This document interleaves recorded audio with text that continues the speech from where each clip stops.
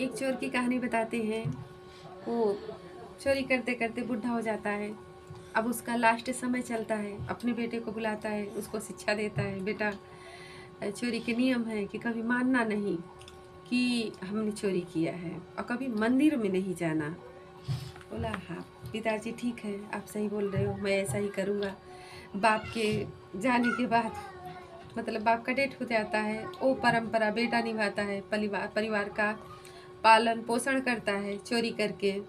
एक दिन वो बेटा पकड़ा जाता है तो उसको सिपाही लोग ले जाते हैं, जेल में डाल देते हैं। और कुछ भी मतलब जब भी चोर को सिपाही लोग पकड़ने लगते हैं, वो भागते भागते जाकर एक मंदिर में छुप जाता है। जबकि उसके पिताजी ने मना किया था मंदिर जाने के लिए, तो मंदिर में चले जाता है गलती से अपने आप को बचाने के लिए। लेकिन वो मंदिर में कान अपने बंद कर लेता है कि हमें सुनाई न दे, यहाँ की कुछ अच्छी बात मेरे कानों में न चली जाए। लेकिन एक बात उसकी कान में चली जाती है, देवी देवताओं की परछाई नहीं होती है। इतना बात उसके दिमाग में कान में चली जाती है। अभी सिपाही लोग पकड़ते हैं चोर को, ले जाकर के जेल में डालते हैं। राजा हर तरह से पूछने के लिए बोलता है, फिर बोलता है कि इसके सामने एक देवी को, एक लड़की को, मतलब वो भी छल से मतलब देवी बना के लेके जाओ। भगवान के सामने तो कोई झूठ नहीं बोलता है, बस ये चोर मान लेगा कि हाँ हमने ही चोरी किया है।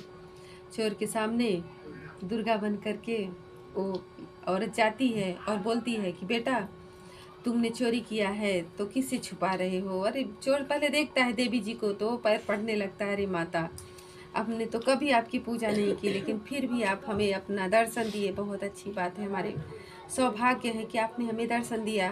बोले तो देवी बोलती हैं कि बेटा अगर तूने चोरी किया है तो बता दे क्या तुमने चोरी किया है। तो उसकी नज़र वो देवी जी की परछाई पर जाती है। तो देवी जी को तो परछाई रहती है, उसने मंदिर में एक ही शब्द तो सुना था।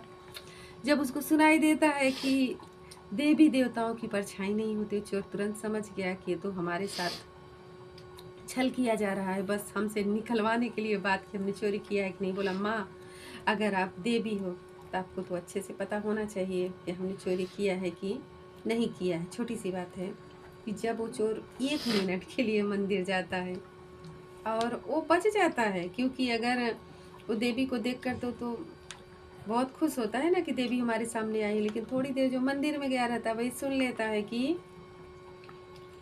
देवी देवताओं की परछाई नहीं होती। इसके लिए वो समझ जाता है कि हमारे साथ राजा छल कर रहा है। तो अगर इंसान हमेशा हर रोज़ मंदिर जाएगा, अच्छी अच्छी बातें सुनेगा तो भला हो जाएगा, कल्याण हो जाएगा। श्री राम।